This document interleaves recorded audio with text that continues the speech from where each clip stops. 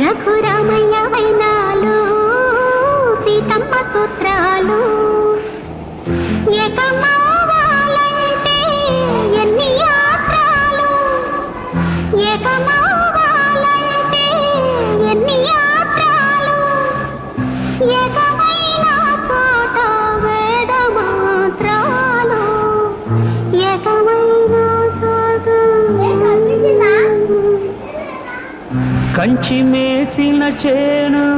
కామాక్షిదైతే చేనుకేలే చింత చెప్పవే చెలియా కాశీ దోచిన దొంగ ఈశుడే అయితే గంగకేలే బెంగ